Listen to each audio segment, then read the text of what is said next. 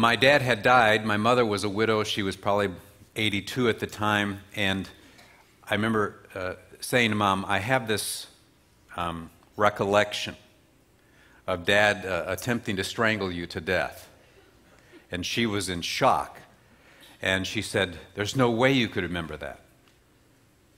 And I said, well, I do remember. No, you were too little.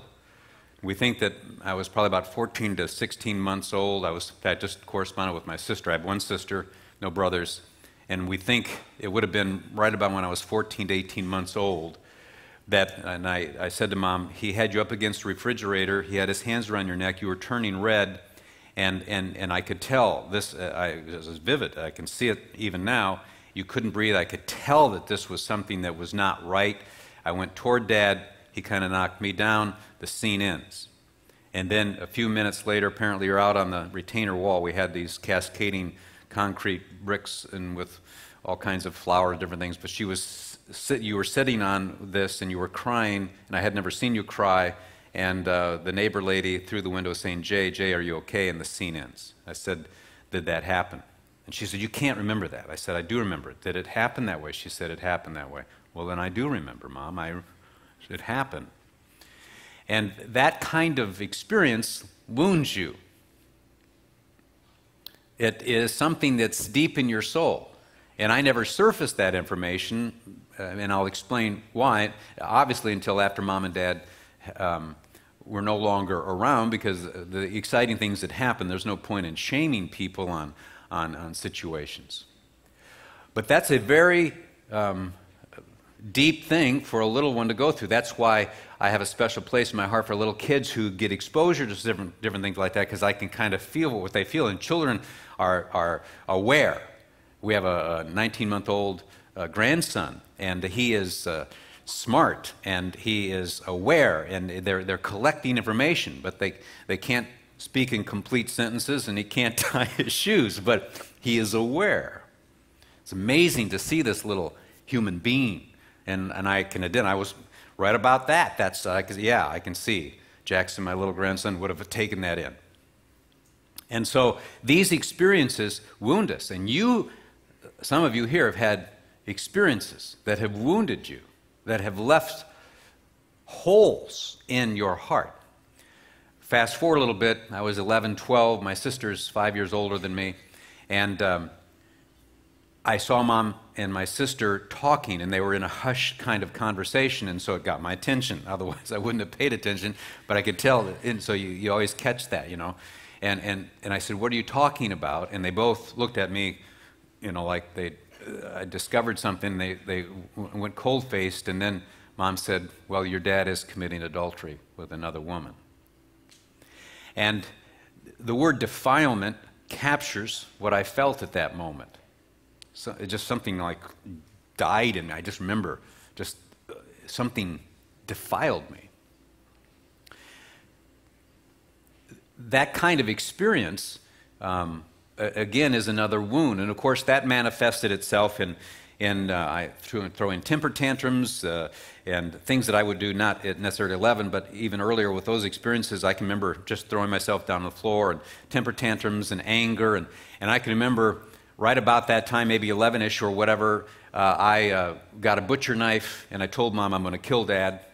And of course, I had no intentions of doing that. Who knows what was bothering me. I can't even remember what it was, but I had no intentions of doing that. You kind of try to bring people into your pain when you're experiencing something. Well, my mother was a very successful businesswoman.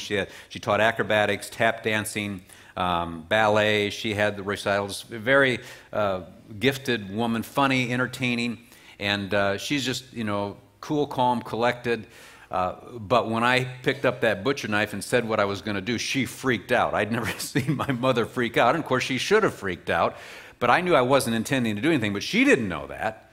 And so, you know, that kind of emotion that you're sitting on, and one thing leads to another, and it was kind of agreed that I ought to go to military school.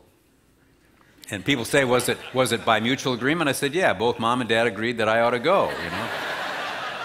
And so from age 13 to 18, I was at Missouri Military Academy in Mexico, Missouri, and that's where I spent 5 years from 6:20 in the morning till 9:45 at night. I could tell you what I did every 5 minutes. And God wanted that for me. Now, I was not a Christ follower. My mother and dad didn't know Christ. My sister didn't know. So we were a family that, we were Americans. We believed in God. And it wasn't that we would say we were an anti-God, anti-Christ. We just didn't know what we didn't know. And so there wasn't any focus on God or anything. So I then went to military school, 8th grade, but my sophomore year, some elder at a Presbyterian church gave tickets to the cadets to go see a Billy Graham film called For Pete's Sake. And I don't know why I was interested in going, maybe because we could get off campus for a couple hours. I don't know what was the driving factor, but I don't remember being spiritually hungry, but there was definitely an interest in going to this.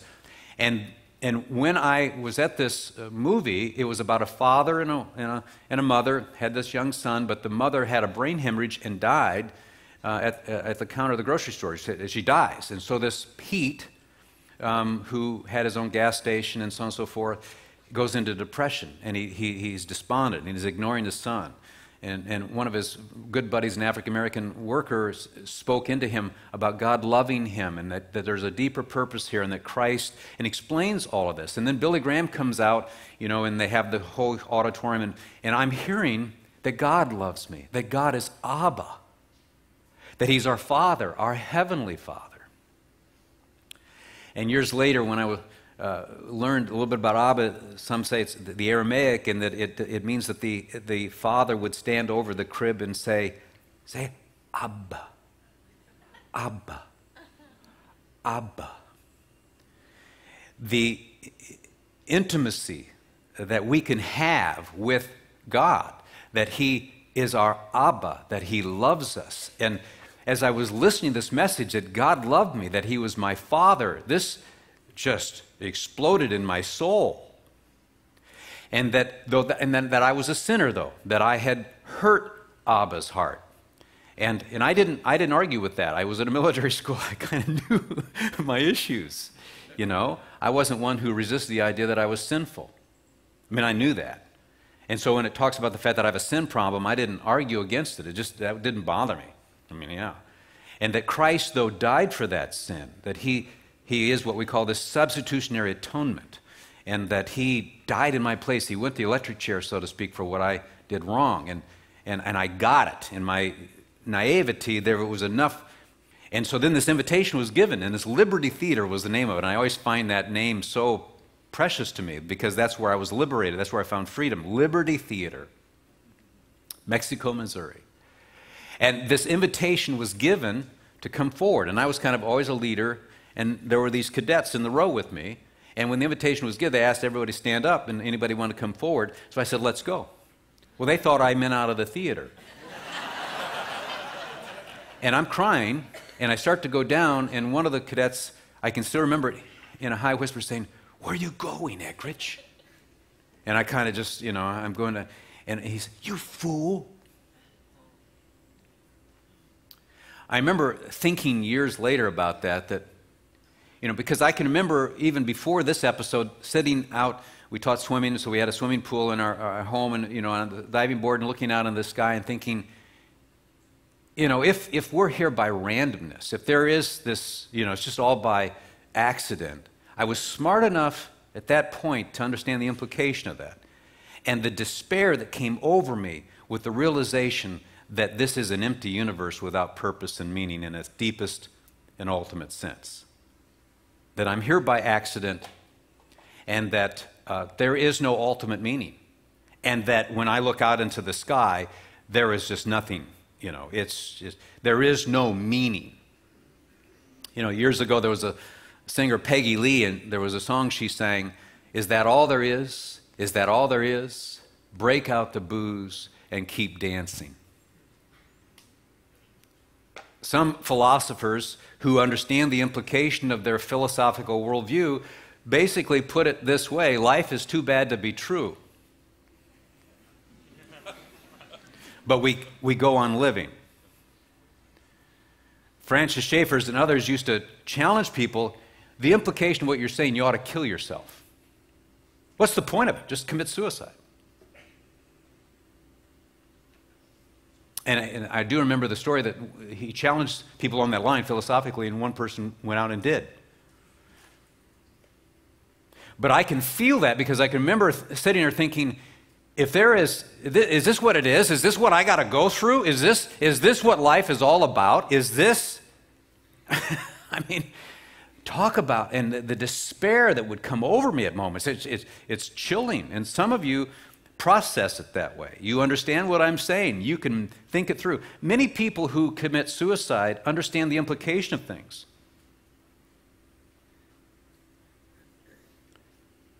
And so there is a despair there. And so that day when I heard that God was there and that he loved me, there was something that said, I want to believe that. The question was, did I believe it because I wanted to believe it? Of course. But there was also the sense, is this true truth? And my mind is also such that I want to make sure that, you know, and I won't go to that, through that journey, but I began to really, you know, assess some of this. But I went forward that day, and I can remember later thinking, this person says, you fool. I thought to myself, if Christ isn't there, what difference does it make how foolish I am? World's too bad to be true. Who cares what you think about me? You're in the same state I am. This is all just nothing. My sister always said, you know, life is hard. Life is hard. But then you die. It's like the moth in the cocoon, you know. It's trying to get out, and the minute it gets out, something eats it.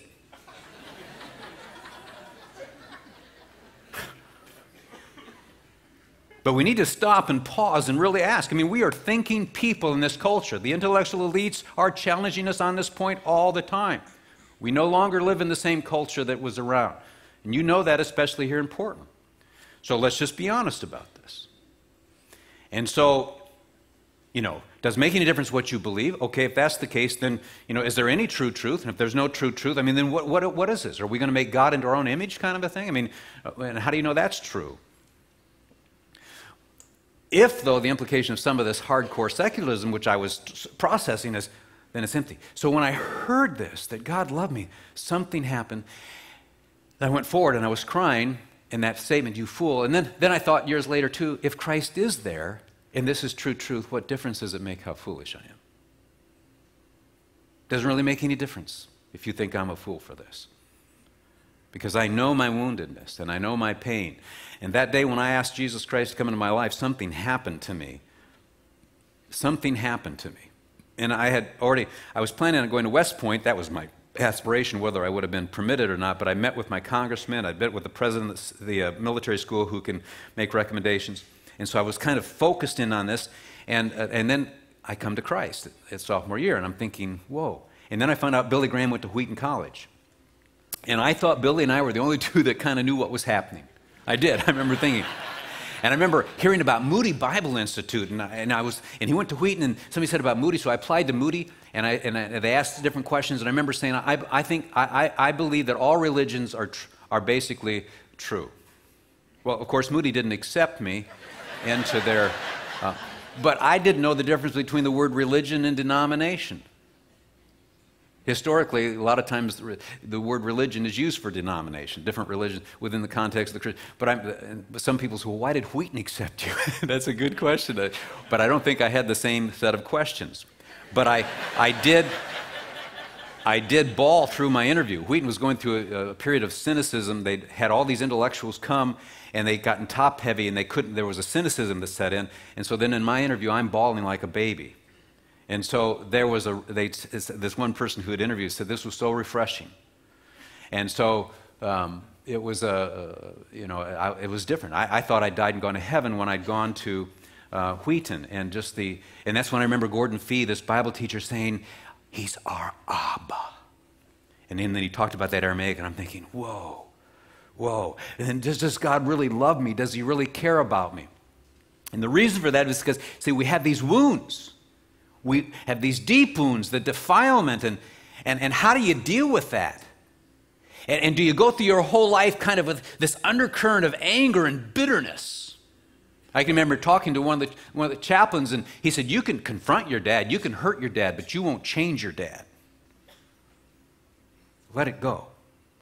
But you have this undercurrent of anger.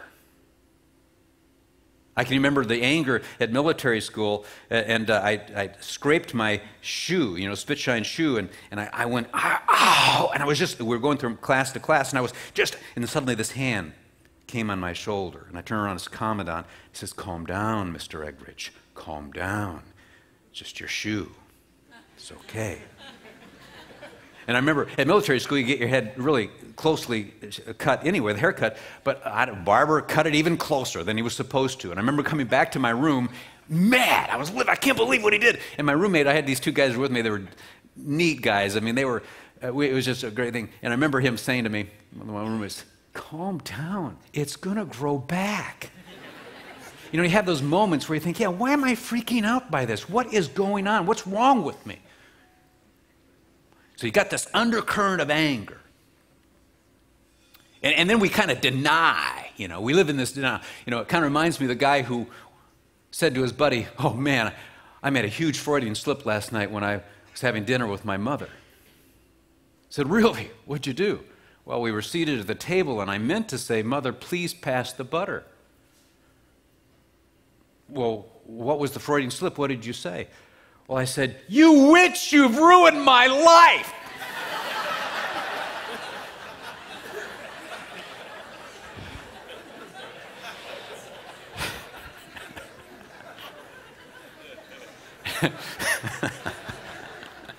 I love that because, you see, that's not simple misspeak. He's setting on such anger that he's living in denial of, and he's reframing that. The guy is living in denial of the hostility he has toward his mother, and he's simply referencing it as misspeak. No. And all of us have to come to a point where we get in tune. What is it that's going on in our soul? Did we see our dad attempt to strangle our mother? Did you hear of your father's adultery? See, many of us have had these experiences and we shake our fist toward heaven. All of us come to a point where we're either going to be Job or Job's wife. They both went through the same experience.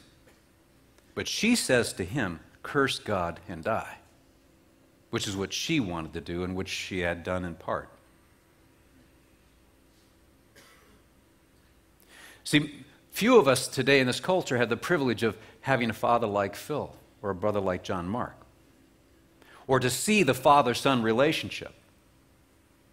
And part of the reason that we're here is we think this is how it's supposed to be. And because we haven't had that experience, will we be shelved? Are we second rate? Are we damaged goods? And is the world against me? Is God against me? There was that period where I thought the world was against me. Then I had that moment of illumination when I realized billions of people didn't care one way or the other.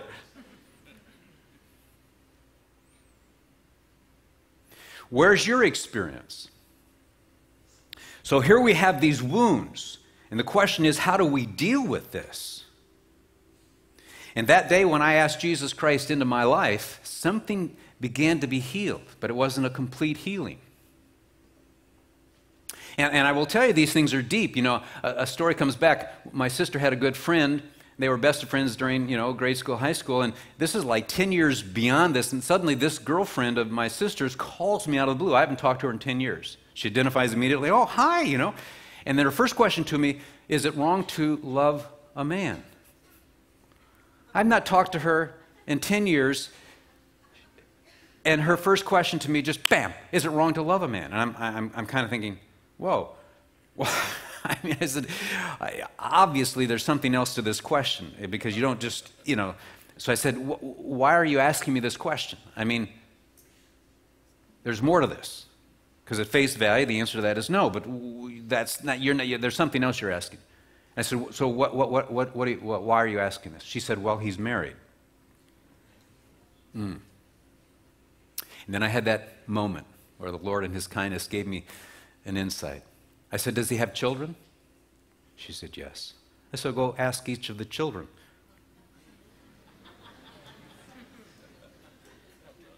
And why did that question come to me? Because I understood.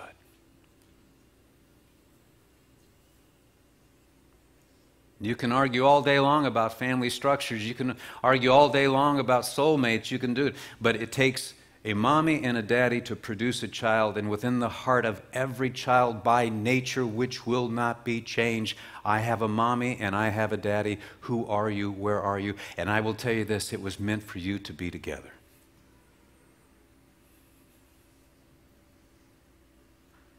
But as a culture, we're going to change that structure. But you're not going to change the soul of a child. And every child has a recognition that mommy and daddy are to be together, and if somebody comes in between that, there is a defilement that can happen. Now, I will tell you that you don't stay in harm's way, because when my dad attempted to strangle my mother to death, and my sister and I have been trying to pull all this back together, Mom immediately left and went to and stayed in an apartment, she said, in Bartonville. We were in Peoria, Illinois, where Mom was there, and then they divorced. So when I was around that 1 to 2 years, they divorced, but they were divorced for a year, and then they reconciled, but then there were rage issues again with my dad, and so Mom and Dad separated for like 4 or 5 years. And we lived at 1013 North Orange as a single-parented family. Mom taught acrobatics and tap dancing, and I'd fall asleep on the dance floor, and you know, as a little kid, and that was our life.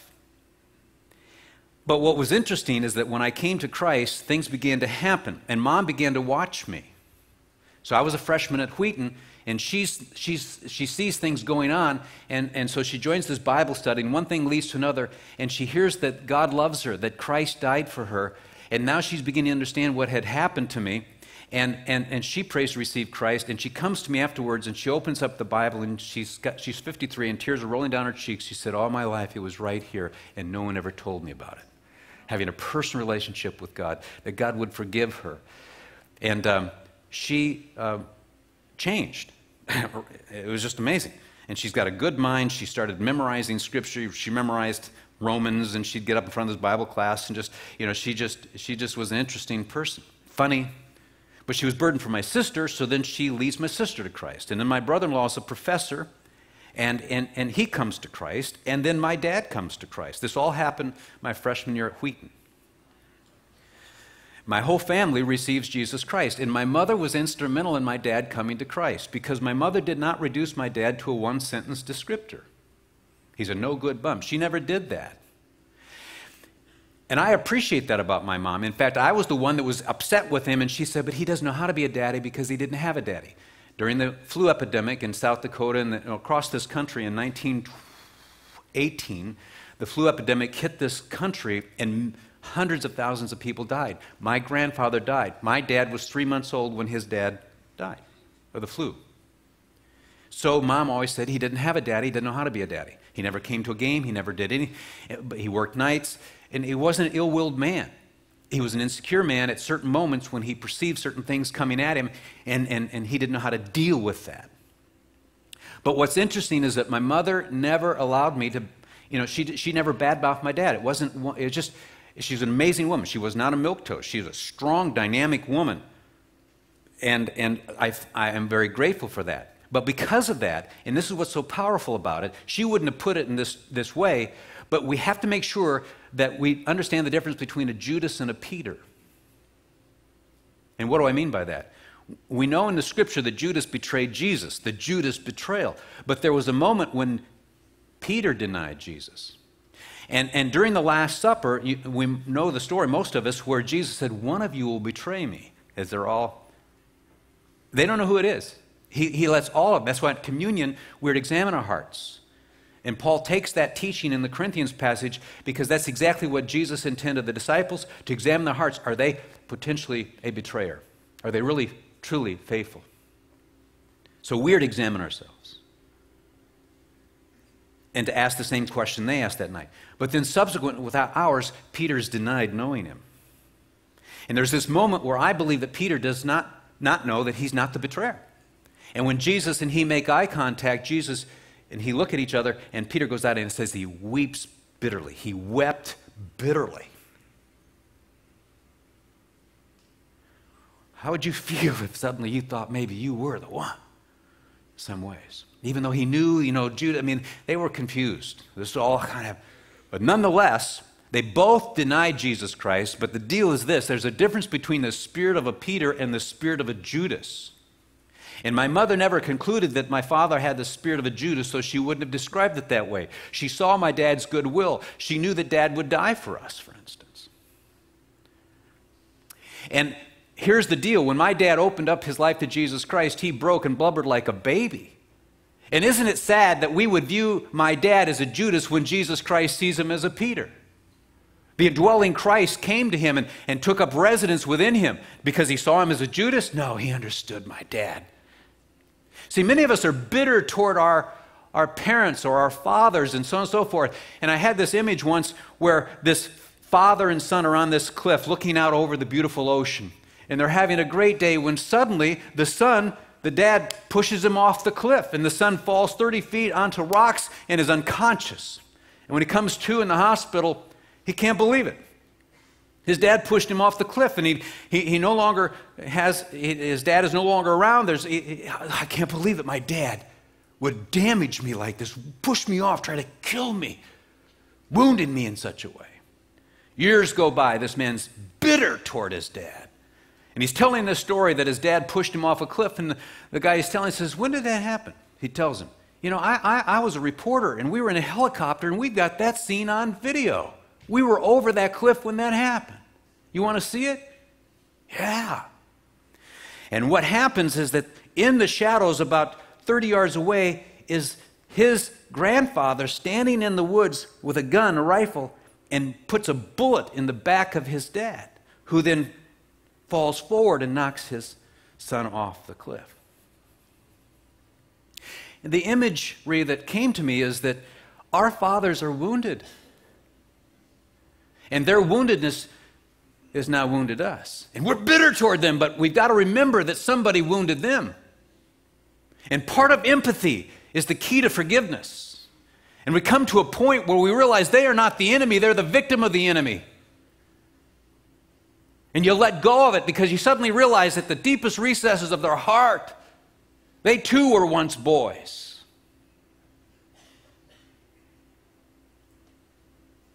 And you let God do something in your own heart, and you begin to say, you know, Lord, is there a way that you can take these wounds, or am I damaged? Am I shelved? Is there something that you can do here? And I began to realize that God does, in fact, want to bring healing. Psalm 147:3 says that He heals the brokenhearted. And He binds up their wounds. And what's so powerful, 1 Peter 2:24 says that Jesus Christ, we are healed by His wounds. His wounds heal us. He was nailed through for our transgressions. He was pierced through for our iniquities. And Peter said, he who knew no sin became sin, that there was something redemptive about the cross. Something happened there. But He is the ultimate wounded healer. By His wounds we are healed. And then Peter says we are to follow in His steps. And it hit me one day that I'm a little bitty, but nonetheless a wounded healer. And will I let these wounds cause me to become bitter and shake my fist toward heaven and curse God and die? Or will I let go of that and begin to say, Lord, is there a way that you can take these wounds, if I don't have a father like Phil, that you can actually use me as a wounded healer, and that the very thing that I thought damaged me is the very thing that you're going to use, because the people who have influenced your life are people who teared up when they heard your story, and they teared up because they too went through what you went through. And you will have the same effect, that what you went through is not wasted. Everything matters unless you become a bitter person and you shake your fist at heaven because of the impropriety of what happened to you, and you will be correct. It was unfair. And so you can put out your lower spiritual lip and you can pout toward heaven because you were treated unjustly. And I will say you were, but you will not motivate God to somehow explain to you. All of us have a box with a question mark in it. And even Jesus on the cross said, my God, why hast thou forsaken me? And as I have pointed out to many people over the years, there's an unanswered why. And He won't answer it. He'll work all around the box in ways that just blow us away. And it's like he shows up with such power and such wisdom and gives us such insight on so many things, but there are some things he chooses not to answer.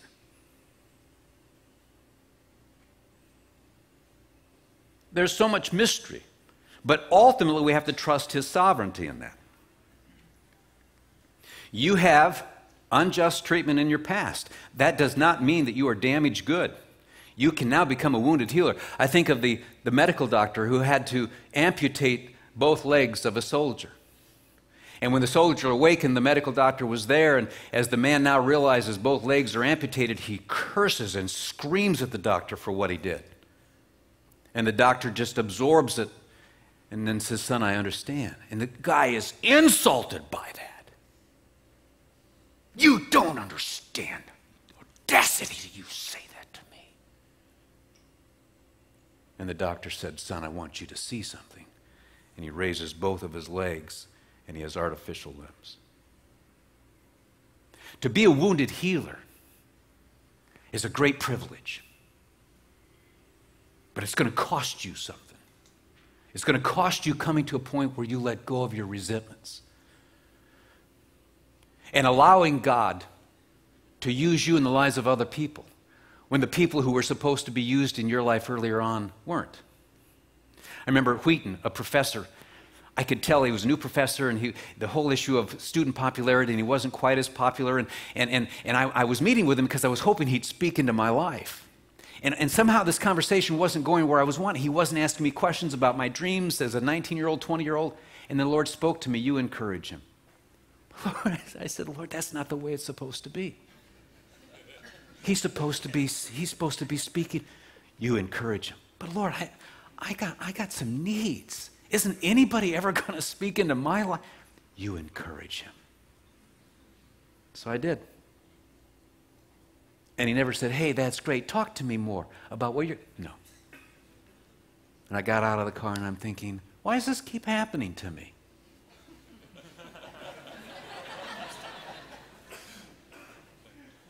There comes a moment when we just make a decision. But I will tell you that God begins to honor that. As I then went into the ministry, you begin to meet with people and their pain, and then you see the Spirit of God using you in somebody because you can identify with what their sad soul is describing. And then there's something that happens to them, and suddenly they begin to be healed as you commiserate about the things, but you begin to process it in a way that turns our hearts toward God. And then I can remember having the privilege of studying the Bible 30 hours a week for nearly 20 years in this ministry, and one day I was on this Ephesians passage on marriage, and I'm looking at the summary verse of Ephesians 5. Ephesians 5 is the greatest treatise in the New Testament on marriage, and verse 33 is the summary to the greatest treatment, as though Abba has said, "Listen to me, church. This is my last word to you." Not in terms of progressive revelation, not in terms of chronology, but this is my last word to you. And I'm meditating on this, where it says the husband must love his wife, and a wife must respect her husband. And because of my experience, because of my woundedness, because of the way I process things, I'm beginning to think, Mom and Dad, and I'm thinking, you know what? I think I'm seeing some things here. That God commands a husband to agape love his wife, and commands the wife to put on respect toward her husband. And I got thinking, you know what? What happens when a wife feels unloved? She tends to negatively react. And that illuminating moment, she reacts in ways that feels disrespectful to her husband. That must be why God commands her to put on respect, because it's very natural for her to be disrespectful when she feels unloved. And God commands the husband to put on love because when he feels disrespected, it's very natural for him to react in ways that feels unloving to her. And I could see that my dad reacted the way he was because of his insecurities and the way he misinterpreted Mom's messages. He thought she was sending messages of disrespect. He didn't doubt her love. He thought she didn't like him. And that in his insecurity and his misreading situations, his rage would surface. And then, of course, his harshness and anger and everything just devastated Mom, and she closed off. But as I got into this, I began to realize there's a connection here. Without love, she reacts without respect. Without respect, he reacts without love. Without love, she reacts without respect. Without respect, he reacts without love. Whoa. And then I began to realize without love, she's reacting because she's insecure. So without love defensively, which is what happened to my mom, she reacted offensively without respect. She wasn't trying to be offensive. She was actually saying to my dad, I have a need that only you can meet. And I'm reacting this way because I expect you to know that. But my dad, not being able to discern that, he reacts when he feels disrespected. Well, why did he react? Because he's insecure. And he got defensive. So without respect, defensively, he reacts offensively without love. And in its extreme, he puts her up against the refrigerator and tries to choke her out. In a completely foolish moment. Absurd. 6'3", football player, man's man. Wonderful, Dad. Just wonderful.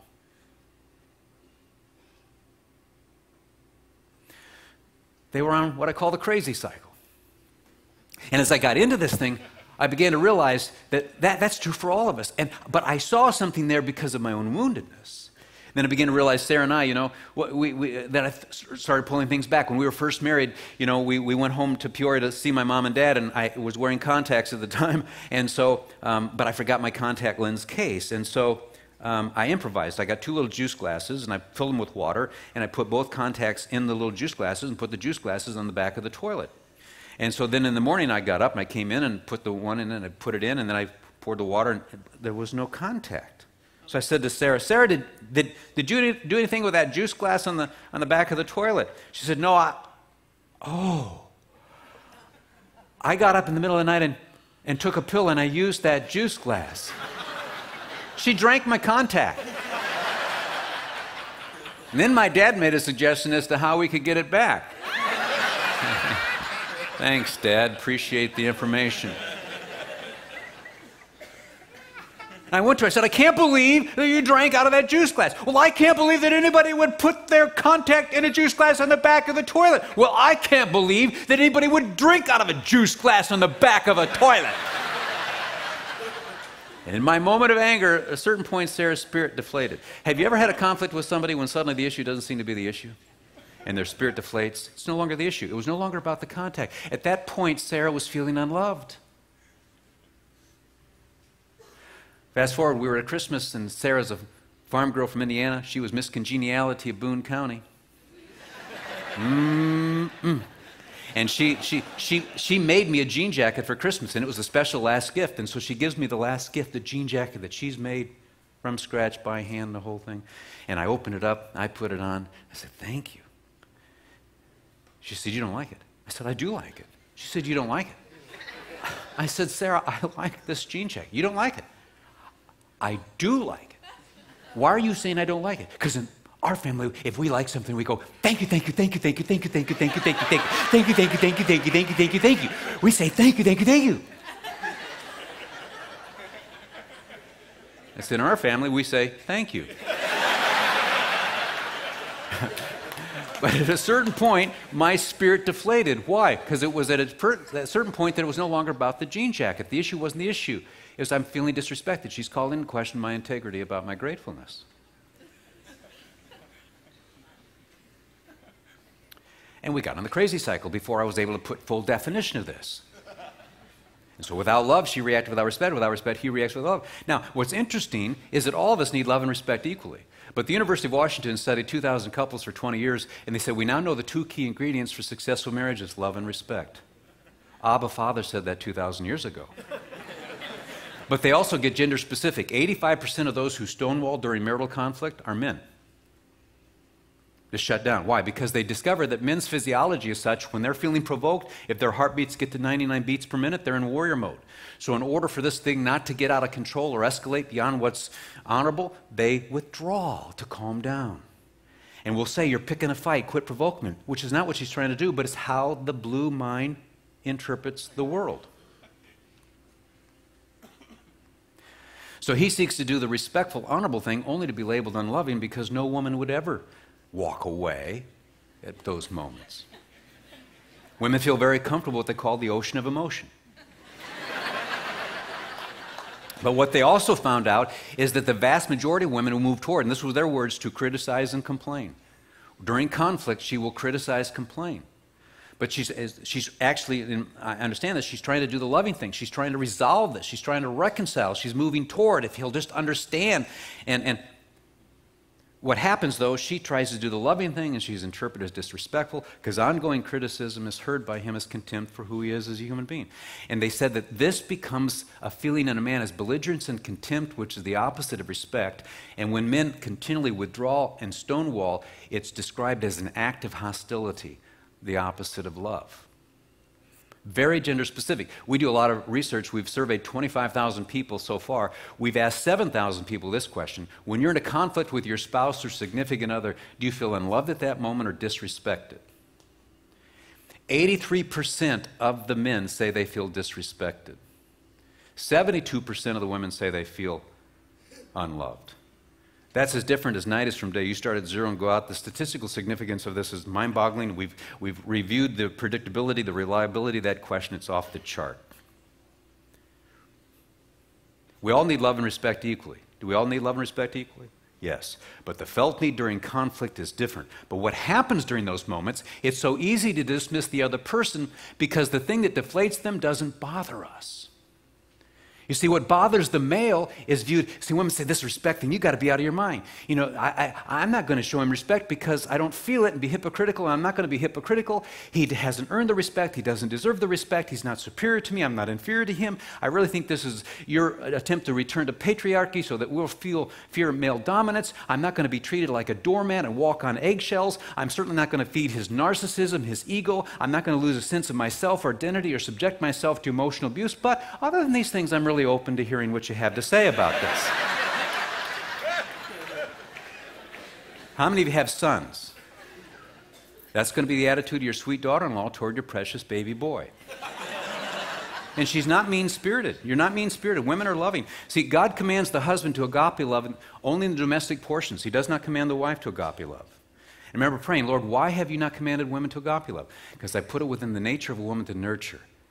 Women love to love at the level of intimacy. You have to wound a woman like your mother was wounded to get her to stop loving at the level of intimacy. I'm not going to command her to do what I created her to do because I'm not into redundancy. And you women, listen to how love just comes out. When you say goodbye to your girlfriends, your mother, your sister, your children, love you, bye, love you, bye, call me, love you, love, you, love you, love you, love, exosomes, love, hearts, love. You can't not do that. But guess who's less loving when you get married? And so you then begin to judge him when he deflates because you can't believe this. But he's deflating because you're in essence saying, why don't you just be a little bit more loving? You know, I have to be honest with you, I don't really respect you because of that. And so now he feels responsible both for the love and the respect in the relationship. And he deflates over things that you think are narcissistic. No, he's just different. And she will deflate over things that you think, oh, good grief, grow up.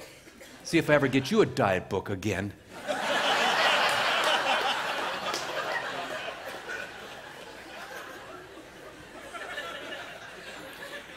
And so what happens is that we get on this crazy cycle. Without love, she reacts without respect. Without respect, he reacts without love. Because what she's saying is, I have a need that only you can meet, and I'm reacting this way because I'm vulnerable to certain things you just did. And he can either trust her heart, or, and what's so sad, is he takes up offense over what he thinks is a disrespectful negativity. He's sick and tired of it.